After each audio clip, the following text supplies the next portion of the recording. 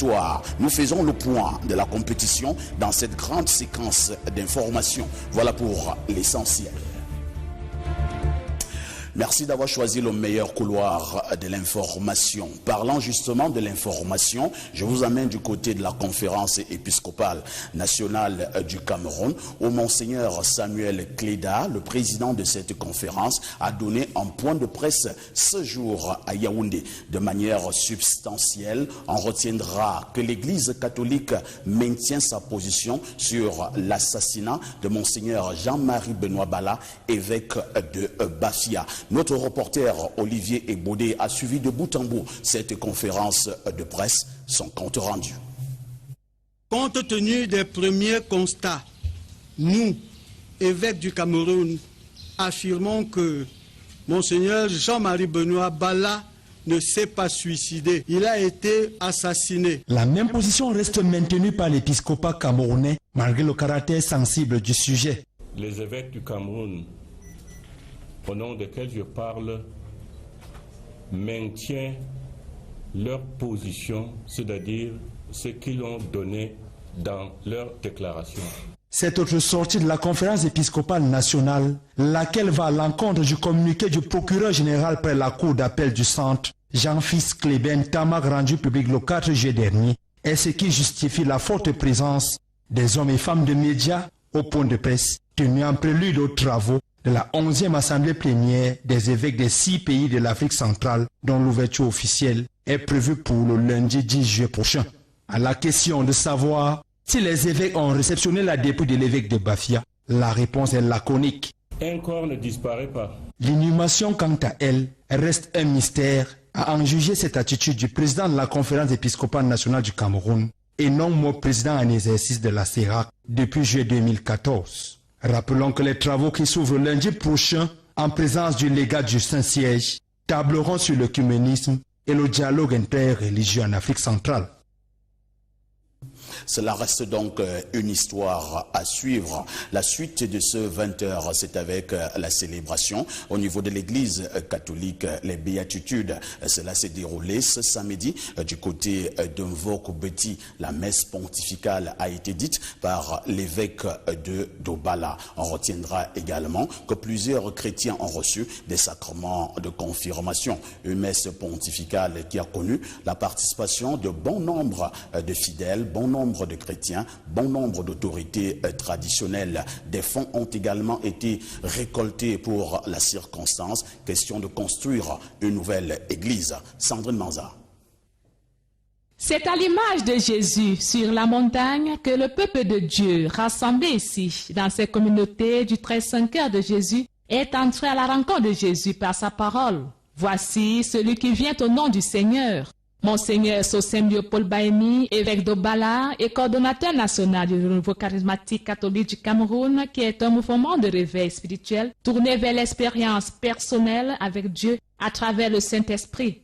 Le prélat est venu communier avec les siens. Au cours de son homélie, l'homme de Dieu s'est inspiré des textes du jour qui parlent de la tendresse de Dieu. Jésus comme sentiment de paix et de bonheur que Dieu a pour l'homme. Un message d'amour immense. Leur redire avec force les sentiments que Jésus a pour ses fidèles, les sentiments qui expriment le cœur de Dieu pour chacun de nous, qui sont l'expression de la tendresse de Dieu, de la miséricorde de Dieu et de la bonté de Dieu. Plusieurs catéchumènes ont reçu le sacrement de confirmation au cours de cette messe pontificale. Mobilisé depuis quelques mois pour quitter son statut de locataire pour celui du propriétaire à travers cette levée de fonds. Nous avons institué une collecte de fonds parce que nous avons un sérieux besoin, c'est celui d'une stabilité réelle. Et pour se stabiliser, il faut avoir un lieu où la communauté puisse se rassembler véritablement. Et c'est dans cet esprit de convivialité que cette célébration s'est achevée, bien sûr, par les agapes fraternelles.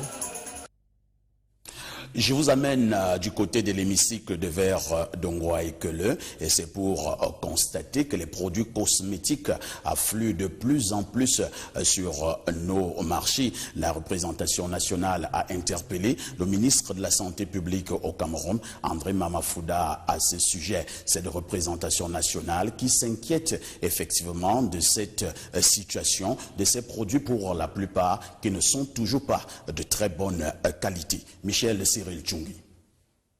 Le marché camerounais est de plus en plus inondé de produits cosmétiques. Toutes les gammes et marques s'y trouvent sans tenir compte de la qualité, toute chose qui inquiète les élus. Quelles mesures le ministère de la Santé publique envisage de prendre en collaboration avec le ministère de la Communication en vue d'empêcher, ou tout au moins de limiter l'utilisation de ces produits? Des inquiétudes qui sont beaucoup plus exprimées sur la dépigmentation volontaire qui se fait à base d'hydroquinone et de corticoïdes, des produits reconnus dangereux. Les corticoïdes sont des produits très proches des hormones naturelles humaines. L'abus de leur utilisation induit des déséquilibres hormonaux qui eux-mêmes engendrent des conséquences variées telles que les brûlures d'estomac, l'amincissement de la peau, la régression des défenses immunitaires et la fragilisation des os, etc. Ces produits qui se retrouvent sur le marché ont plusieurs origines. En ce qui concerne les produits italiens, nous avons des fournisseurs, des représentants, des gens qui importent et que nous prenons chez eux. Des produits français également. Bon, des produits made in Cameroun, nous les prenons dans des sociétés qui produisent. Sans les citer, il y en a au Cameroun, à Douala et à Yaoundé. Il y a d'autres produits qui viennent de l'Afrique de l'Ouest, nous les prenons généralement au Nigeria, tantôt dans la zone du sud-ouest. Des mesures sont prises par les pouvoirs publics, mais quelques manquements sont observés. Des mesures ci-dessus restent peu performantes. Nous pensons que c'est à cause de la porosité de nos frontières, mais nous pensons aussi que c'est à cause de la faiblesse de notre système de contrôle. C'est la raison pour laquelle nous retrouvons dans nos marchés en vente libre des produits qui sont normalement soumis à hautes restrictions. Mais ce qui est plus dangereux, c'est que ces produits sont très souvent frelatés. La circulation et l'utilisation des produits cosmétiques demandent donc encore un peu plus d'attention afin que le secteur soit régulé. Le secrétaire d'État à la Défense en charge de la gendarmerie au Cameroun, Jean-Baptiste Bokam, vient de procéder à la clôture de 2 stages. Le premier qui concernait donc certains experts. Le deuxième stage portait sur le 11e stage opérationnel des niveaux 2. Au cours de cette clôture, le secrétaire d'État à la Défense, Jean-Baptiste Bokam, n'a eu de cesse de rappeler aux stagiaires de faire bon usage des enseignements reçus. Vanessa Bindi. Approfondir leurs connaissances et les rendre plus performants dans le cadre du maintien de la paix au Cameroun et dans les pays partenaires, notamment la France et le Japon. C'est l'objectif visé par l'École internationale des forces de sécurité d'Hawaï, qui vient de libérer ses équipes projectables d'experts en investigation et les éléments du 11e stage de perfectionnement au commandement opérationnel de niveau 2. Nous devons mettre un accent sur le renforcement des capacités professionnelles des agents, surtout lorsqu'il s'agit des éléments qui se déploient sur les théâtres d'opérations internationales, notamment en unité de police constituée. Et les 2 stages-là visaient justement à améliorer les connaissances de nos éléments, notamment dans le cadre de la gestion démocratique des foules et également en matière d'enquête judiciaire. Au cours de cette double cérémonie, Jean-Baptiste Bokam, représentant du ministre délégué à la présidence chargée de la Défense, n'a pas manqué d'exprimer sa satisfaction sur la qualité de la formation, mais ce dernier a tout de même donné quelques recommandations aux stagiaires. À titre de rappel, et comme je l'ai souligné plus haut, la formation que vous avez reçue ici à Hawaï ne pourra trouver toute sa justification que dans l'effectif possibilité de sa mise en pratique. Mon œuvre donc toujours digne de la confiance et des attentes placées en vous.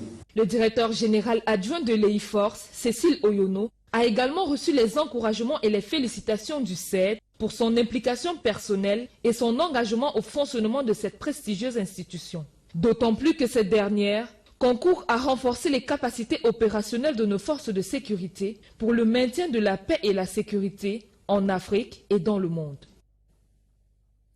La suite de cette grande séquence d'informations, c'est avec l'enseignement supérieur. Je précise à cet effet que les professeurs Maurice Tsuente et Adolphe Minkwase viennent d'être installés respectivement à leur poste de président de conseil d'administration et recteur de l'université de Yaoundé 2. La cérémonie a été présidée par le ministre de l'enseignement supérieur, le professeur Jacques Famendongo. Florent Zanga revient non seulement sur cette ambiance de fête, mais également des recommandations qui ont été données par le ministre de l'enseignement supérieur dans ce compte rendu.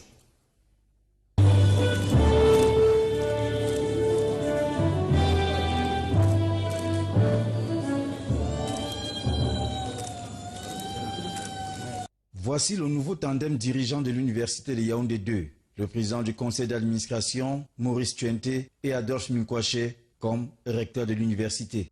Monsieur le ministre de l'enseignement supérieur, chancelier des ordres académiques, m'a donné une feuille de route, on ne peut plus clair.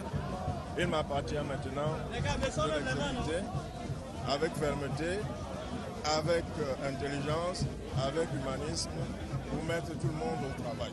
Deux sommités de notoriété mondiale, comme reconnu par le ministre des Enseignements supérieurs, le professeur Jacques Famendongo, qui auront la lourde tâche de conduire l'université de Yaoundé 2 vers la recherche effrénée de la croissance et de la perfection. Nous savons que dans 2 mois, il y a une rentrée académique.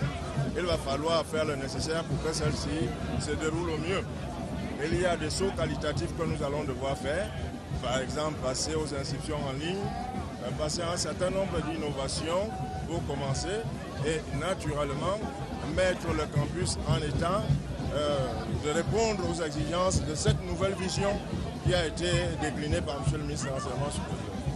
Éviter la pusillanimité et les incongruités au niveau de la gestion des ressources humaines, financières et sociales. Une lourde mission que les promus du 27 juin dernier, par décret présidentiel, entendent mener avec le plus grand sérieux et un dévouement avéré pour l'éclosion de l'université de Yaoundé 2. Les routes de la ville de Yaoundé, la capitale du Cameroun, sont presque toutes en chantier. C'est le constat qui a été fait par notre reporter. Un état de choses qui crée un bon nombre de désagréments à l'endroit des populations. Ralentissement des activités, embouteillage finalement interminable. Qu'est-ce qui fait problème? Certains estiment que la société Razel serait tout simplement la cause de cet état de choses au niveau justement de ces route de Yaoundé. Monique Nyangono.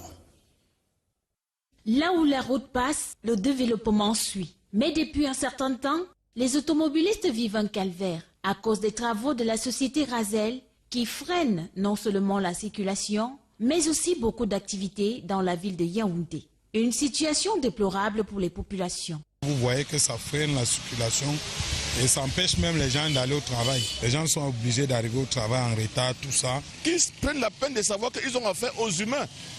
Et nous tous, nous sommes dans le gagne-pain. Ils sont déjà positionnés dans leur bureau, dans leur machin, ils ont leur assurance vie, contrairement à nous autres.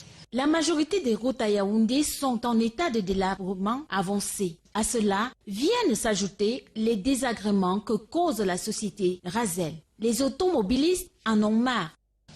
Il faut que les gens savent qu'un travail doit avoir un délai de livraison. Moi, je pense que dans d'autres pays, quand on veut peut-être faire ce genre de travaux, on le fait une fois. On le fait une fois, on prévoit que, bon, comme on veut mettre le goudron, on commence d'abord à installer certaines choses qui sont en train de faire maintenant. Il faut faire vite. Il ne faut pas travailler une route aujourd'hui. La même société qui travaille, c'est la même société qui vient encore la détruire. Ce n'est pas normal. Essayons de voir ce qu'il faut faire pour que prochainement ça ne nous arrive plus.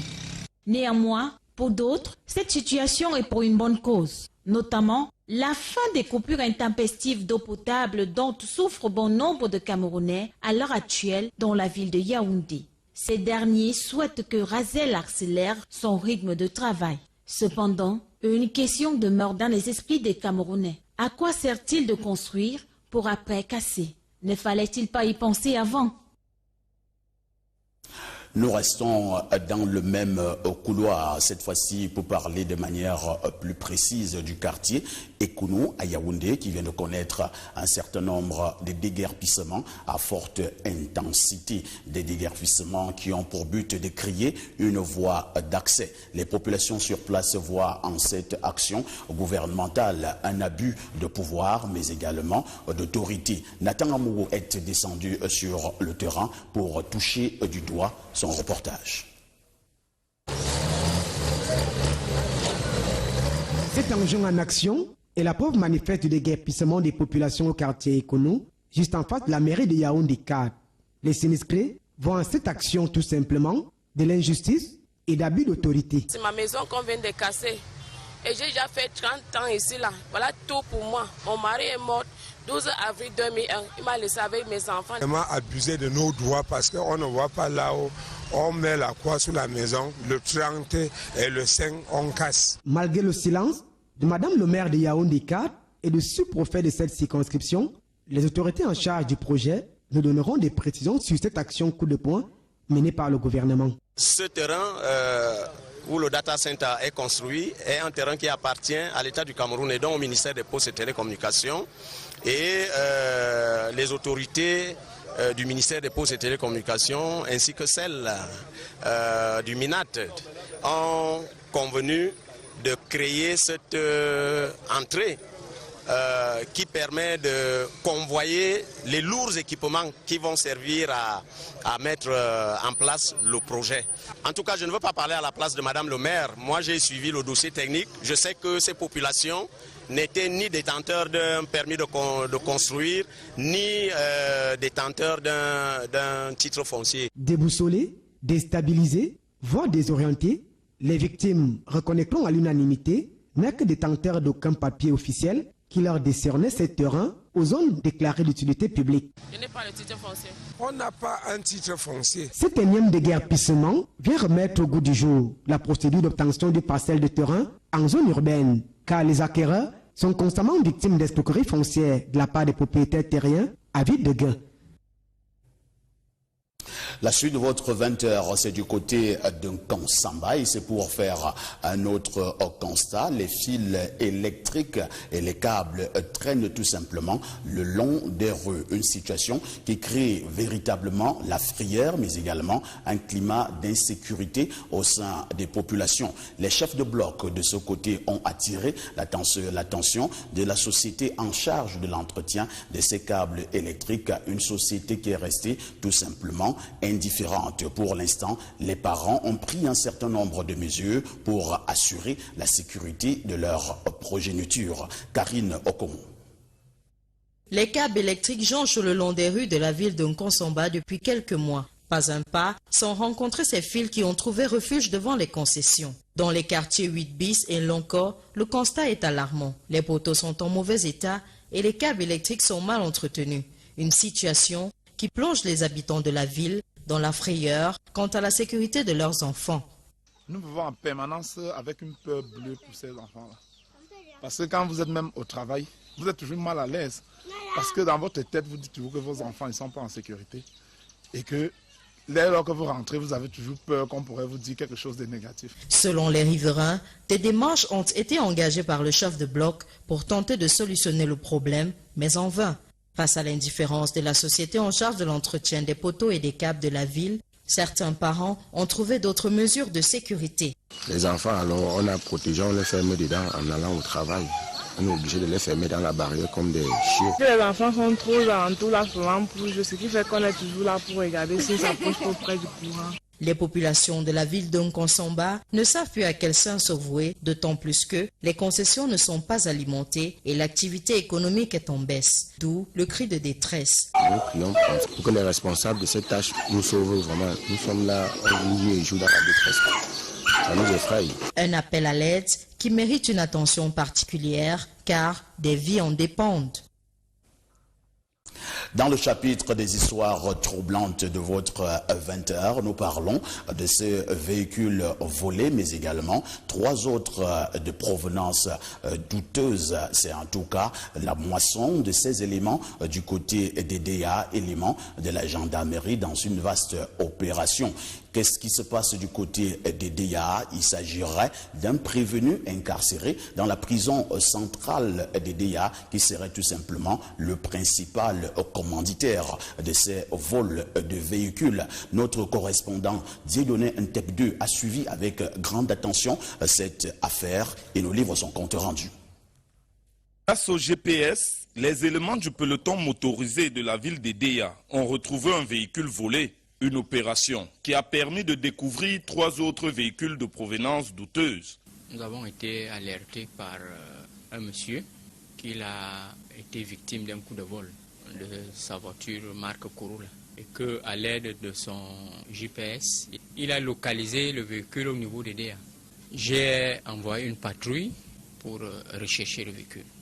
Et au quartier Bonamikenge, on a pu retrouver le véhicule garé devant une concession. Oui, ce monsieur nous a dit que ce n'est pas lui qui a garé le véhicule, c'est plutôt son locataire. Il m'a laissé entendre qu'il est mécanicien. Il est marié. Bon, moi, je l'ai jugé de responsable. Je le voyais de temps en temps en manipulant des véhicules. Au-delà de la collaboration du voisinage, les contacts forcés et l'absence des dossiers des dits véhicules sont les éléments qui ont permis d'attirer l'attention des enquêteurs. Nous avons interrogé son épouse parce que lui-même n'était pas là. Dans un premier temps, son épouse nous a dit que son mari, qu'il est sorti. Il ne connaissait pas là où se trouvait son mari. C'est quand nous avons conduit cette dame au bureau et qu'elle a été gardée à vue, qu'elle nous a dit que son mari est en prison. Il a reconnu que c'est lui qui a garé ses véhicules. Au banc des accusés, Elias Mbondo, un prévenu incarcéré pour escroquerie depuis 7 mois à la prison principale des DA. Lors de son audition, ce dernier reconnaît 3 des 4 véhicules qu'il dit posséder avant son incarcération. Je vous rappelle que le véhicule en question est un véhicule importé et sans dossier. J'invite tous les usagers qui ont été victimes d'un coup de vol doivent nous saisir. Grâce au mandat d'extraction du suspect demandé par le commandant de peloton motorisé des DA, l'enquête approfondie viendra nous renseigner sur cette affaire de...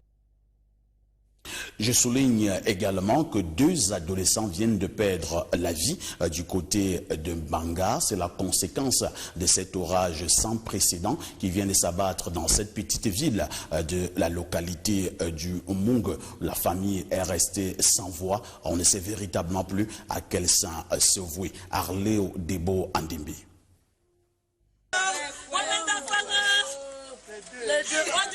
Des pleurs, le quartier 9 Mbanga fait le deuil de Yannick et Maxime, 2 ados frappés par l'orage qui accompagne une pluie torrentielle qui tombe sans cesse. Un manguier sous lequel s'abritaient les 2 petits agriculteurs de retour des champs a été frappé de plein fouet par des vents violents. Voilà 2 innocents fauchés. La famille inconsolable, le voisinage stupéfait devant un drame inévitable. Toute une génération d'ados effondrés par une fin si triste de leurs frères et amis avec qui ils passaient encore des moments de vacances agréables. Ils avaient sûrement de petits projets de leur âge, qui malheureusement sont dans l'eau. À la découverte des 2 Maccabées, la foule patauge sur ce terrain détrempé devant ce modeste domicile devenu objet de toute curiosité en Mbanga. Amis et connaissances venus en signe de compassion devant un malheur inattendu sont sans voix. En Mbanga, la nature est en colère et cette famille fait des frais. L'actualité à l'échelle internationale nous amène du côté du Kenya où le ministre de l'Intérieur vient de perdre la vie. C'est en tout cas la substance de ce communiqué du gouvernement. Le ministre de l'Intérieur s'est rendu à l'hôpital pour une simple visite médicale de routine. On ne comprend pas par quelle alchimie l'homme d'État a fini par perdre la vie.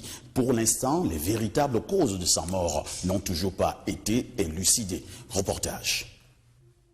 Le ministre kenyan de l'Intérieur n'est plus. Joseph Kessiri est mort à l'hôpital de Karen à Nairobi où il avait été admis pour contrôle médical. Le communiqué du gouvernement kenyan qui a annoncé sa mort ce matin n'a pas indiqué la date ou la cause du décès. Âgé de 68 ans, le général était ministre de l'Intérieur et secrétaire à la coordination du gouvernement kenyan depuis le 2 décembre 2014. Député depuis 2002, il avait été nommé à ce poste par le président Uhuru Kenyatta en remplacement de Joseph Ole Lenku à la suite d'une vague d'attaques revendiquées par les djihadistes somaliens Shebab. Chef du cabinet du président et responsable de la fonction publique, il était qualifié d'homme compétent, fer de lance de la lutte contre les Shebab. Joseph Kasseri a encouragé la nomination d'officiers d'ethnie somali dans le nord du Kenya où les attaques sont les plus nombreuses, ainsi que la modernisation des moyens techniques des services de renseignement. Sa carrière de plus haut degré dans l'armée kenyane, où il avait tissé des liens avec les forces occidentales, imposait le respect et la confiance, tandis qu'en politique, il jouissait du soutien de la majorité comme de l'opposition, un atout rare au Kenya.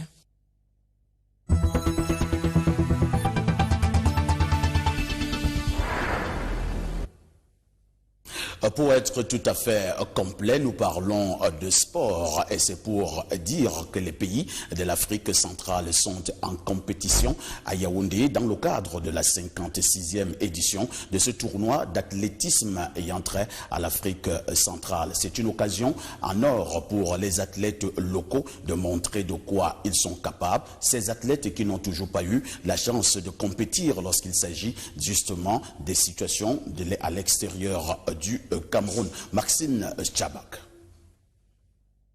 Les pays de l'Afrique centrale se sont donné rendez-vous au stade Amadou Ahidjo de Yaoundé ce jour pour le compte de la 56e édition du tournoi d'athlétisme zone Afrique centrale. Les athlètes camerounais, comme d'habitude, ont une fois de plus brillé en marchant sur plusieurs épreuves. Je suis représenté au Cameroun parce que nous sommes en une période où il n'est pas encore question pour nous de pouvoir aller très vite. C'est le fruit d'un travail de longue haleine. Et je ne peux que remercier tous ceux qui m'ont encouragé. Je me suis entraînée dur parce que j'étais fatiguée d'occuper la 2e ou la 3e place. J'ai vraiment mis l'objectif d'être la première à cette compétition. Le coureur tchadien Aliou Bachir, bien connu au Cameroun, a encore arraché la médaille d'or du circuit. Il dédie sa victoire aux athlètes camerounais délaissés dans leur propre pays. Il faut que vous essayez de voir comment ces athlètes camerounais se donnent au meilleur d'eux. Et quand on dit les stages, tout ça, il faut qu'on les appelle, même s'ils ne voyagent pas. Ça motive ces athlètes. Mais à tout moment, quand ces athlètes, ils sont là, ils s'entraînent, ils font des compétitions, mais quand il y a des casernements, on dit qu'ils sont des gens de l'extérieur, qu'ils ont voyagé, tout ça. Et ça ne les motive pas. Il faut qu'on les motive. Les athlètes camerounais sont des athlètes qui se donnent. À fond, ils se donnent le meilleur d'eux, mais on ne les partage pas. Le tournoi prend fin demain dimanche 9 juillet avec les finales du lancer du disque, du triple saut, du 10 000 mètres, 800 mètres et 200 mètres. Enfin, la remise des médailles aux différents vainqueurs. Toujours en sport, World Grand Prix, le Cameroun perd sa deuxième rencontre. C'était il y a pratiquement 45 minutes face au Venezuela, 3-7 contre 0. Les Lions, l'équipe de Jean-René Akono, affronte demain la France. La France pour l'instant qui est leader. Un match qui s'annonce véritablement décisif pour la suite de la compétition des Lions indomptables. Reportage. En deux sorties, les filles du coach André Félix ont rendu des copies propres. Après une victoire à l'arraché 3-7-2 face au Venezuela, l'équipe française a amélioré son tir contre l'Algérie. Une performance que le technicien français prévoyait déjà d'avance. C'est la première fois qu'on joue à ce niveau-là aussi souvent. On a un été qui est passionnant, donc je veux qu'elle reste dans le moment présent. Par contre, nous, on a commencé à regarder un peu l'Algérie. Alors regardez, pour l'instant, on a juste eu un énigme. L'équipe de l'Algérie a complètement changé. Le Cameroun, qui a marché sur l'Algérie lors de sa première sortie 3-7-0, ne compte pas s'arrêter en si bon chemin. La World Grand Prix Cameroun 2017 ferme ses portes demain avec les rencontres Venezuela-Algérie et Cameroun-France. C'est pratiquement la fin de ce journal, mais avant toute chose, je vous suggère de prendre rendez-vous à partir de 21h avec Francis Bonga. C'est dans le cadre du programme Panafritude. Quant à moi, je vous donne rendez-vous demain à 20h. Au nom de toute l'équipe, je vous dis merci. Merci surtout de nous avoir permis de donner une fois de plus le ton de l'information en télévision. Agréable sur des programmes sur Vision 4.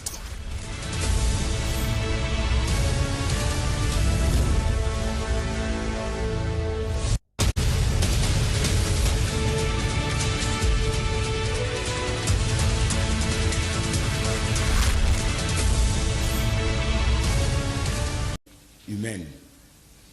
L'abus de leur utilisation induit des déséquilibres hormonaux qui eux-mêmes engendrent des conséquences variées telles que les brûlures d'estomac, l'amincissement de la peau, la régression des défenses immunitaires et la fragilisation des os, etc.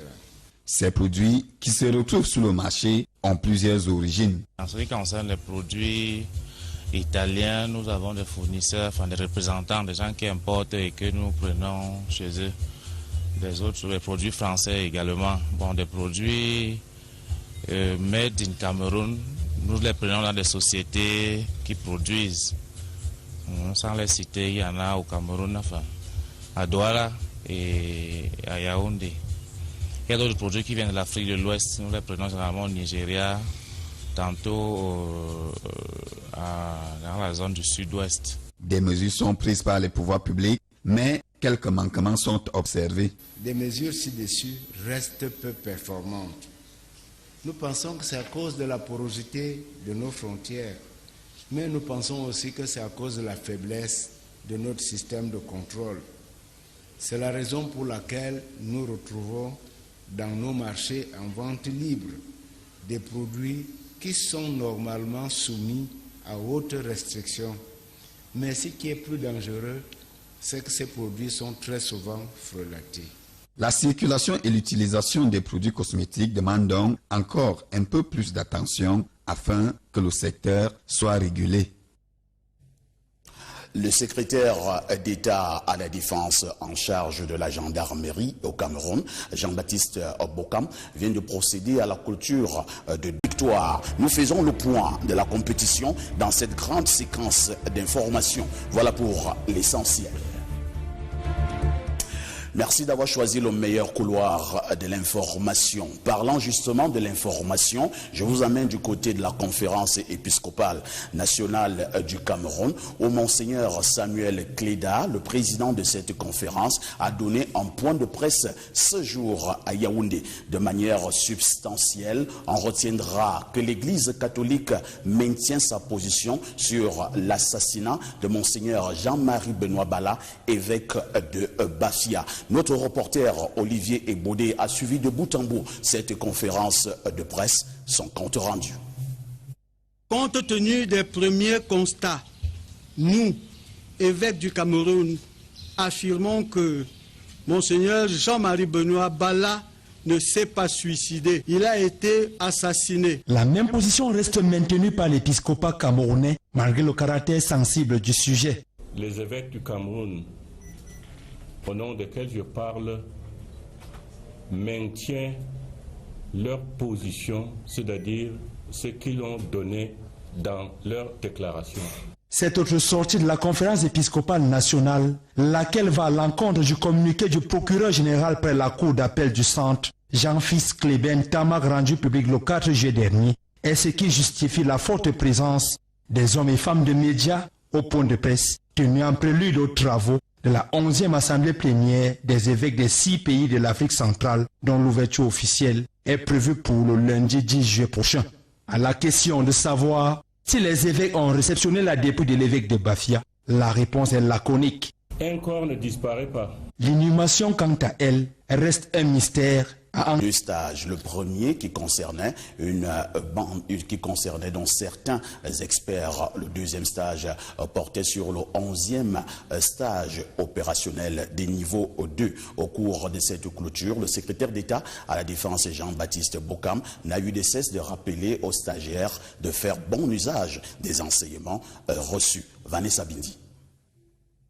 Approfondir leurs connaissances et les rendre plus performants dans le cadre du maintien de la paix au Cameroun et dans les pays partenaires, notamment la France et le Japon. C'est l'objectif visé par l'École internationale des forces de sécurité d'Hawaï, qui vient de libérer ses équipes projectables d'experts en investigation et les éléments du 11e stage de perfectionnement au commandement opérationnel de niveau 2. Nous devons mettre un accent sur le renforcement des capacités professionnelles des éléments, surtout lorsqu'il s'agit des éléments qui se déploient sur les théâtres d'opération internationales, notamment en unité de police constituée. Et les deux stages-là visaient justement à améliorer les connaissances de nos éléments, notamment dans le cadre de la gestion démocratique des foules et également en matière d'enquête judiciaire. Au cours de cette double cérémonie, Jean-Baptiste Bokam, représentant du ministre délégué à la présidence chargée de la Défense, n'a pas manqué d'exprimer sa satisfaction sur la qualité de la formation, mais ce dernier a tout de même donné quelques recommandations aux stagiaires. À titre de rappel, et comme je l'ai souligné plus haut, la formation que vous avez reçue ici à Hawaï ne pourra trouver toute sa justification que dans l'effectivité de sa mise en pratique. Montrez-vous donc toujours digne de la confiance et des attentes placées. Jugez cette attitude du président de la conférence épiscopale nationale du Cameroun et non mon président en exercice de la CERAC depuis juillet 2014. Rappelons que les travaux qui s'ouvrent lundi prochain en présence du légat du Saint-Siège tableront sur l'œcuménisme et le dialogue interreligieux en Afrique centrale.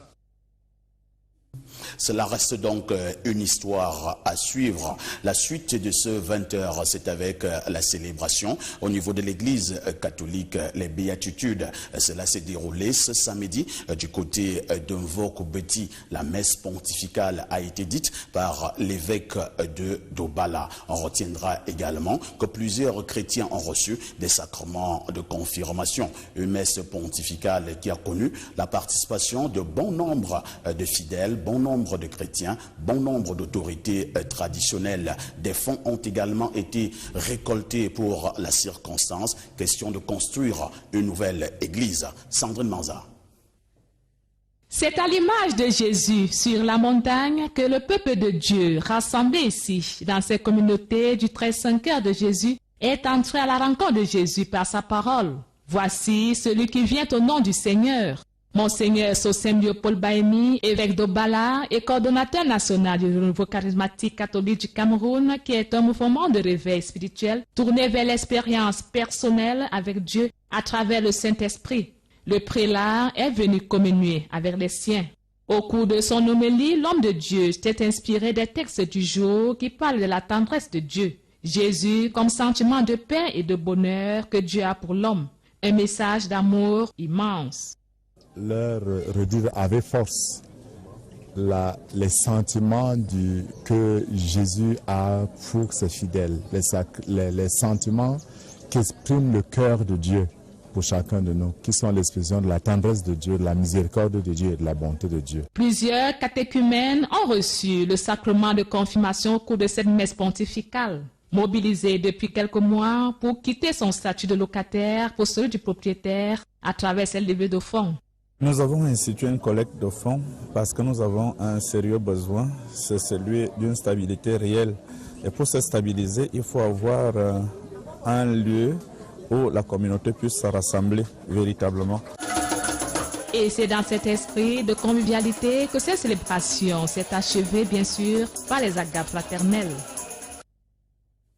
Je vous amène du côté de l'hémicycle de verre d'Ongwa et Quele, et c'est pour constater que les produits cosmétiques affluent de plus en plus sur nos marchés. La représentation nationale a interpellé le ministre de la Santé publique au Cameroun, André Mamafouda, à ce sujet. Cette représentation nationale qui s'inquiète effectivement de cette situation, de ces produits pour la plupart qui ne sont toujours pas de très bonne qualité. Michel Cyril Tchungi. Le marché camerounais est de plus en plus inondé de produits cosmétiques. Toutes les gammes et marques s'y trouvent sans tenir compte de la qualité, toute chose qui inquiète les élus. Quelles mesures le ministère de la Santé publique envisage de prendre en collaboration avec le ministère de la Communication en vue d'empêcher, ou tout au moins de limiter l'utilisation de ces produits? Des inquiétudes qui sont beaucoup plus exprimées sur la dépigmentation volontaire qui se fait à base d'hydroquinone et de corticoïdes, des produits reconnus dangereux. Les corticoïdes sont des produits très proches des hormones naturelles.